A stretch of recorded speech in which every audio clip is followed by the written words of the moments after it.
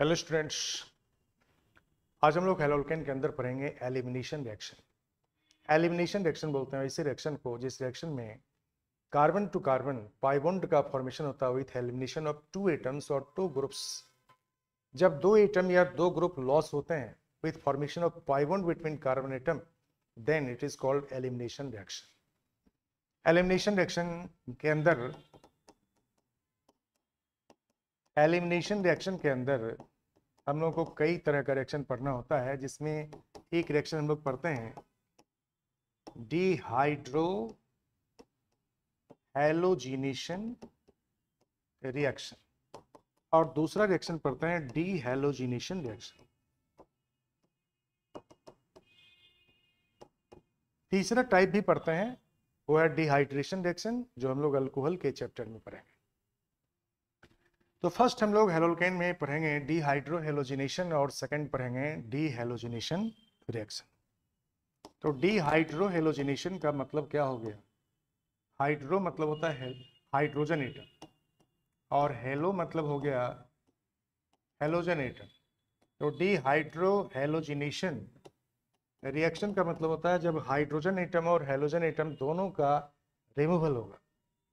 जब hydrogen atom और halogen atom दोनों का रिमूवल होगा with formation of pi bond between carbon atoms, तो आप इस तरह के रिएक्शन बोलते हैं डिहाइड्रो हैलोजिनेशन रिएक्शन। अब डिहाइड्रो हैलोजिनेशन रिएक्शन में अल्फा कार्बन से हैलोजन का लॉस होता है और बीटा कार्बन से हाइड्रोजन का लॉस होता है। जिस कार्बन पर हैलोजन एटम जुड़े हैं उस कार्बन का नाम देते हैं अल्फा कार्बन और अल्फा से जुड़े हुए कार्बन को बोलते हैं बीटा कार्बन। जब आप बेस के साथ अल्कोहलिक मीडियम में इस हेलोल्केन को हीट करते हैं तो अल्फा कार्बन से हेलोजन का लॉस और बीटा कार्बन से हाइड्रोजन का लॉस होगा और इन दोनों के लॉस के साथ carbon to carbon multiple bond बन जाएंगे। साथ में आपको क्या प्रोड्यूस होगा? इस H के साथ में ये OH ग्रुप कंबाइंड होगा, H के साथ में ये OH ग्रुप कंबाइंड हो जाएगा, H2 बन जाएंगे और K के साथ में ये हेलोजन एटम कंबाइंड हो जाएंगे तो पोटेशियम हैलाइड बन जाएगा।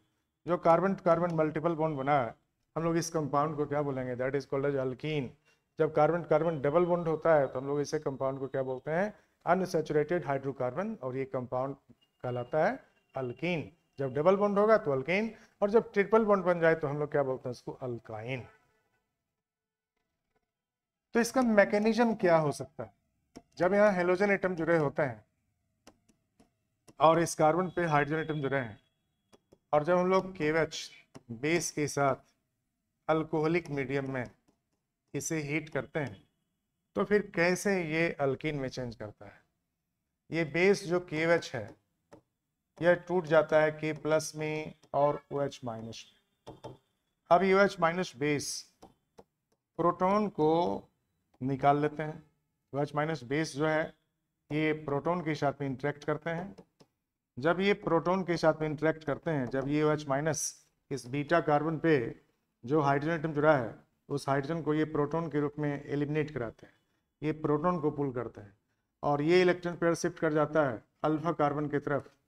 अल्फा कार्बन की तरफ जब ये इलेक्ट्रॉन पेयर, ये जो CH बॉन्ड का इलेक्ट्रॉन है, ये अल्फा कार्बन के साथ में शेयर हो जाता है थ्रू बीटा कार्बन और साथ में आपको हेलोजन एटम यहाँ से साइमल्टेनियस लॉस होता है।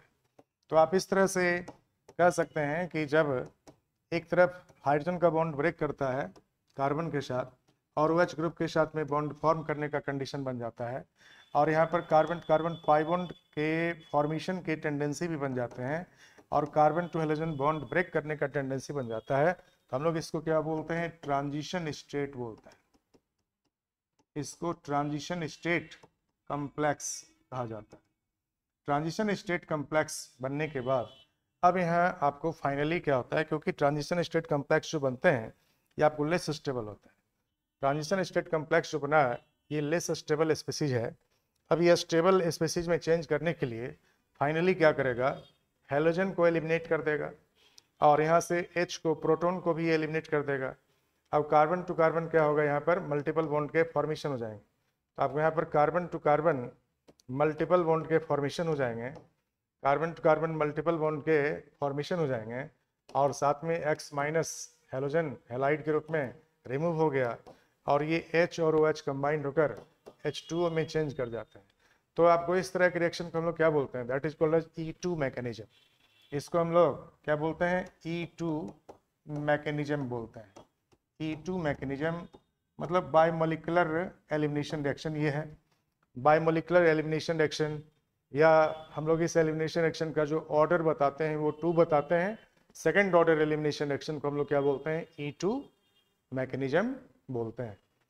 अब E1 मैकेनिज्म क्या हो सकता है, E1 मैकेनिज्म जो हो सकता है इसमें वह क्या हो सकता है, हम लोग इसको समझेंगे। जब आपको कार्बन टू कार्बन एक हेलोजन एटम यहाँ जुड़ा हुआ है और बाकी के यहाँ हाइड्रोजन एटम है और कुछ ग्रुप्स अल्काइल ग्रुप वगैरह जुड़े हो सकते हैं, तो E1 मैकेनिज्म में क्या होता है, पहले यहाँ से हेलोजन के लॉस होता है।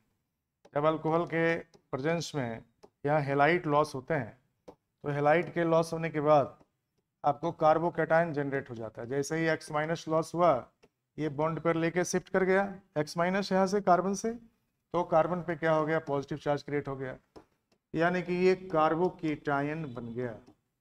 कार्बोकेटायन के बनने के बाद अब इस पर न्यूक्लियोफाइल है ना के अटैक हो सकते हैं या एलिमिनेशन हो सकता है। जब अल्कोहलिक मीडियम यूज करते हैं तो एलिमिनेशन की पॉसिबिलिटी यहाँ ज़्यादा हो जाती है। अब यहाँ पर हम लोग बेस जब यूज करते हैं KOH, जब अल्कोहलिक मीडियम में यूज करते हैं, अल्कोहलिक मीडियम में जब बेस यूज करते हैं तो यहाँ इसका बेसिक कैरेक्टर ज़्यादा हो रहता है, और बेसिक कैरेक्टर ज़्यादा हो गया तो ये अपना लोन पेयर इस प्रोटॉन को देगा और प्रोटॉन को निकालेगा। फाइनली जब H+ यहाँ से निकलेंगे तो ये बॉन्ड पेयर इलेक्ट्रॉन इस पॉजिटिव चार्ज वाले कार्बन को मिल जाएगा और ये फाइनल प्रोडक्ट में कन्वर्ट हो जाएंगे। तो आपको इस तरह के रिएक्शन को हम लोग क्या बोलते हैं, जब कार्बोकेटायन बन के आपको प्रोडक्ट का फॉर्मेशन हो, कार्बोकेटायन बनने के बाद जब प्रोडक्ट का फॉर्मेशन हो, हम लोग इस तरह के जो रिएक्शन होंगे उस रिएक्शन को क्या बोलेंगे, that is called as E1 mechanism. तो हम लोग इसको बोलते हैं E1 मैकेनिज्म, E1 रिएक्शन बोलते हैं, E1 मैकेनिज्म बोलते हैं। क्यों? क्योंकि ये फर्स्ट ऑर्डर एलिमिनेशन रिएक्शन है और ये रिएजेंट के कंसंट्रेशन पर डिपेंड नहीं करके ये सबस्ट्रेट के कंसंट्रेशन पर डिपेंड कर रहा है। हम लोग इसको क्या बोलते हैं, E1 मैकेनिज्म बोलते हैं, E1 रिएक्शन बोलते हैं। तो इस तरह से एलिमिनेशन रिएक्शन होते हैं। अब एक रूल है जिस रूल को बोलते हैं हम लोग सिटजेफ रूल। सिटजेफ रूल कहता है कि वो अल्कीन फॉर्म करना चाहिए जिस अल्कीन में ज़्यादा से ज़्यादा अल्काइल ग्रुप सब्स्टिट्यूटेड हो। डबल बॉन्ड वाले कार्बन पे जितना ज़्यादा अल्काइल ग्रुप सब्स्टिट्यूटेड होंगे उस अल्कीन का स्टेबिलिटी उतना ज़्यादा होगा। तो जब एलिमिनेशन रिएक्शन होगा तो उस अल्कीन का फॉर्मेशन मोर फेवरेबल होता है जिसमें डबल बॉन्ड वाले कार्बन के साथ में ज़्यादा से ज़्यादा number of alkyl group substituted रहते हैं। तो जब आपको यहाँ पर देखिए, यहाँ पे हेलोल्केन दिया गया जिसमें आपको यहाँ देखिए ब्रोमीन ले लेते हैं, यहाँ देखिए 3 हाइड्रोजन है इस बीटा कार्बन पे, इस बीटा कार्बन पे 2 हाइड्रोजन है, और जब आप इसको इस सेकेंडरी अल्काइल हैलाइड को, सेकेंडरी कार्बन पे ब्रोमीन जुड़ा हुआ है तो आप इसको सेकेंडरी अल्काइल हैलाइड बोलते हैं।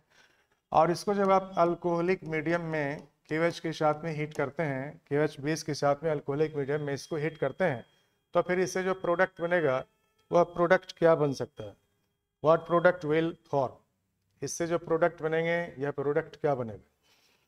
अब यहाँ 2 पॉसिबिलिटी है। एक पॉसिबिलिटी है कि इस अल्फा कार्बन एटम से ब्रोमीन का रिमूवल होगा और इस बीटा कार्बन से हाइड्रोजन का रिमूवल होगा। दूसरा पॉसिबिलिटी है अल्फा कार्बन से ब्रोमीन का रिमूवल होगा और इस बीटा कार्बन से हाइड्रोजन का रिमूवल होगा। दो बीटा कार्बन है और दोनों बीटा कार्बन पे हाइड्रोजन प्रेजेंट है, तो फिर सिटजेफ रूल ये कहता है कि उस बीटा कार्बन से आप हाइड्रोजन को निकालिए और वहाँ पे डबल बॉन्ड बनाइए जहाँ डबल बॉन्ड बनने के बाद ज़्यादा से ज़्यादा अल्काइल ग्रुप सब्स्टिट्यूटेड होगा। जब यहाँ पे आप डबल बॉन्ड बनाते हैं दोनों कार्बन के बीच, तो 2 मिथाइल ग्रुप दोनों तरफ इस डबल बॉन्ड वाले कार्बन पे सब्स्टिट्यूटेड मिलेगा। जब इस बीटा कार्बन से आप हाइड्रोजन को रिमूव करते हैं, साइड में जो बीटा कार्बन है वहाँ से आप निकालते हैं हाइड्रोजन को और इन दोनों के बीच में अल्फा बीटा के बीच में डबल बॉन्ड बनाते हैं, तो इस कंडीशन में आपको सिर्फ एक alkyl group ethyl group substituted मिलता है। तो सिटजेफ रूल ये कहता है कि जितना ज़्यादा अल्काइल ग्रुप सब्स्टिट्यूटेड होगा अल्कीन में, डबल बॉन्ड वाले कार्बन से जितना ज़्यादा number of alkyl group substituted होंगे वह अल्कीन उतना ज़्यादा स्टेबल होता है, क्योंकि उसमें अल्फा CH बॉन्ड के नंबर ज़्यादा होते हैं और अल्कीन में जब अल्फा CH बॉन्ड का नंबर ज़्यादा होगा तो स्टेबिलिटी उस अल्कीन का ज़्यादा होगा क्योंकि उसमें हाइपर कंजुगेशन की पॉसिबिलिटी ज़्यादा होगी। जिसमें अल्फा CH बॉन्ड ज़्यादा होगा उसमें हाइपर कंजुगेशन ज़्यादा होंगे, और हाइपर कंजुगेशन ज़्यादा होंगे तो स्टेबिलिटी ऑफ अल्कीन ज़्यादा होगी। तो हमेशा एक मोर स्टेबल अल्कीन बनाने का सोचना है, और इसलिए आपको जो सेंटर में जो आपको यहाँ जो कार्बन पे हाइड्रोजन एटम जुड़ा हुआ है, या कह सकते हैं कि जहाँ हाइड्रोजन एटम कम है, यहाँ देखिए 2 हाइड्रोजन है और यहाँ 3 हाइड्रोजन है, तो जहाँ कम हाइड्रोजन हो वहाँ पे डबल बॉन्ड बनाने से ज़्यादा नंबर में अल्काइल ग्रुप सब्स्टिट्यूटेड होते हैं। तो आपको यहाँ सेंटर वाले कार्बन से एक हाइड्रोजन को निकाल देंगे और यहाँ पे डबल बॉन्ड का फॉर्मेशन करा देंगे। अब देखिए सेंटर में डबल बॉन्ड का फॉर्मेशन हो गया, और यहाँ 2-2 मिथाइल ग्रुप जो हैं वो सब्स्टिट्यूटेड हैं। ये अल्फा CH बॉन्ड का नंबर कितना है, ये अल्फा कार्बन हो गया अल्कीन में, और ये भी अल्फा कार्बन हो गया, तो अल्फा CH बॉन्ड का नंबर हो गया 6। तो स्टेबिलिटी इसका क्या हो गया, ज़्यादा। लेकिन जब साइड में आप डबल बॉन्ड बनाते, जब यहाँ से एक हाइड्रोजन को निकाल के और यहाँ से हेलोजन को निकाल के आप डबल बॉन्ड बनाते, तो फिर आपको देखिए तब इसका दृश्य कुछ अलग होता है। अब यहाँ पर आपको देखिए एक ही इथाइल ग्रुप सब्स्टिट्यूटेड है इस डबल बॉन्ड वाले कार्बन पे, और अल्फा कार्बन सिर्फ यही है। यहाँ पर अल्फा CH बॉन्ड का नंबर जो है ये आपको मात्र 2 है। ये अल्फा कार्बन एटम है, डबल बॉन्ड वाले कार्बन से जुड़ा हुआ कार्बन को अल्फा कार्बन बोलते हैं, और यहाँ पर अल्फा CH बॉन्ड का नंबर मात्र 2 है। तो इसका स्टेबिलिटी क्या होगा, कम होगा। तो ये जो स्पेसीज बनेंगे वो माइनर कहलाएंगे, कम मात्रा में बनेगा, और ये स्पेसीज जो बनेगा वो मेजर कहलाएगा, ये ज़्यादा मात्रा में बनेगा। जब दोनों बनाएंगे तो हमको लिखना होगा कि कौन सा मेजर है और कौन सा माइनर है, अदरवाइज सिर्फ मेजर प्रोडक्ट ही आप लिखेंगे। मेजर प्रोडक्ट लिखने के बाद ही आपको मार्क्स मिलेगा, माइनर प्रोडक्ट लिखने से आपको मार्क्स नहीं मिलेगा, ये याद रखना है। तो एलिमिनेशन रिएक्शन में सिटजेफ रूल याद रखना है, तब अप्लाई करते हैं जब आपको एक अनसिमेट्रिकल हेलोल्केन दिया हुआ होता है, और अनसिमेट्रिकल हेलोल्केन में हेलोजन एटम का रिमूवल अल्फा कार्बन से और हाइड्रोजन एटम का रिमूवल उस बीटा कार्बन से होता है जिस बीटा कार्बन पे हाइड्रोजन के नंबर कम होते हैं, या उस कार्बन से हाइड्रोजन को निकालेंगे जिस कार्बन से हाइड्रोजन के निकालने के बाद more and more number of alkyl substituted alkyne produce होगा। दूसरा एक रूल है जिसको हम लोग यूज करते हैं, वो है हॉफमैन्स रूल। दूसरा रूल है जिसको बोलते हैं हम लोग Hofmann's rule of elimination. Elimination reaction में हॉफमैन्स रूल का एप्लीकेशन तब होता है जब बेस लार्जर होता है। जब एक लार्ज बेस यूज करते हैं तो लार्ज बेस होने के कारण, क्राउडेड होने के कारण, वह उस बीटा कार्बन से हाइड्रोजन को निकालता है जिस बीटा कार्बन पे क्राउड कम होता है। उस बीटा कार्बन से हाइड्रोजन को निकालेगा जिस बीटा कार्बन पे क्राउड कम होता है, मतलब उस पर हाइड्रोजन का नंबर ज़्यादा रहता है, वहाँ से वो हाइड्रोजन को निकालते हैं। यानी कि जब लार्जर बेस यूज करते हैं लाइक पोटेशियम टर्सरी ब्यूटोक्साइड, तो पोटेशियम टर्सरी ब्यूटोक्साइड के यूज करने पर, क्योंकि पोटेशियम टर्सरी ब्यूटोक्साइड में टर्सरी ब्यूटोक्साइड आयन एक बल्कियर बेस है, और बल्कियर बेस है तो सिटजेफ प्रोडक्ट का उल्टा अपोजिट हम यहाँ सोचेंगे, वो साइड वाले कार्बन से एक हाइड्रोजन को निकालेगा। क्राउड ज़्यादा होने के कारण वो सेंटर वाले कार्बन से हाइड्रोजन को निकाल नहीं पाएगा, वो साइड वाले कार्बन से एक हाइड्रोजन को पुल आउट कर लेगा एज ए प्रोटॉन, और आपको less alkyl group substituted alkyne will produce.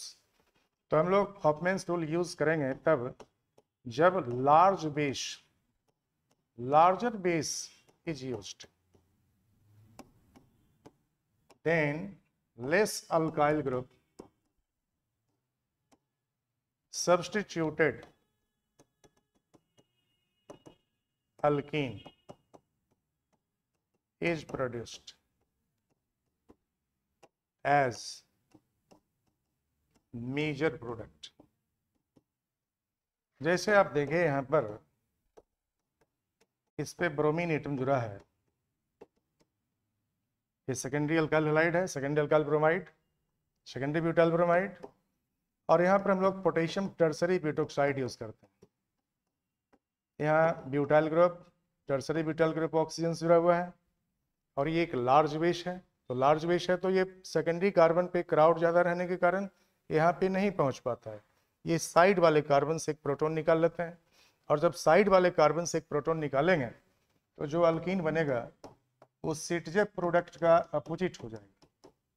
अभी जो सिटजेफ रूल में आपको सिखाया गया सेंट्रलाइज्ड डबल बॉन्ड बनाने के लिए, वैसा मत बनाइएगा, अब इसका अपोजिट कर दीजिएगा। जहाँ पे हाइड्रोजन ज़्यादा है आप वहाँ से हाइड्रोजन को रिमूव कीजिएगा, जब यहाँ पे 3 हाइड्रोजन है तो यहाँ से एक हाइड्रोजन को निकालेंगे, यहाँ पर जो बेस यूज करेंगे लाइक KOH माइनस आपको सेंटर वाले कार्बन से निकालेगा, लेकिन जब पोटेशियम टर्सरी वीटॉक्साइड यूज करेंगे तो ये बल्कियर होने के कारण सेंटर वाले कार्बन से हाइड्रोजन को निकाल नहीं पाएगा, ये यहाँ से मूव करता है इस जगह, और जहाँ पर क्राउड कम है वहाँ पे ये अटैक करके वहाँ से साइड में से एक हाइड्रोजन को ये निकाल लेता है, यहाँ से हाइड्रोजन को पुल आउट कर लेता है, और ये इलेक्ट्रॉन जब यहाँ शिफ्ट करते हैं तो ब्रोमीन का लॉस हो जाता है, और इस तरह से आपको साइड में carbon to carbon double bond के फॉर्मेशन हो जाते हैं। जिस अल्कीन को हम लोग क्या बोलते हैं, दैट इज कॉल्ड एज ब्यूट-टू-ईन कहते हैं। तो ये आपको मेजर प्रोडक्ट के रूप में मिलता है, ये हम लोग याद रखेंगे, और इस रूल को बोलते हैं हम लोग Hofmann's rule. Hofmann's rule is applicable when larger base is used. तो इस तरह की बातों को समझने के लिए आप हमारे चैनल को सब्सक्राइब कर लें, और टाइम टू टाइम आपको कुछ वीडियो मिलते रहते हैं, आप उसको वॉच करें, और निश्चित रूप से आपकी ऑर्गेनिक केमिस्ट्री बेहतर होगी। हमारी शुभकामनाएं। Thank you.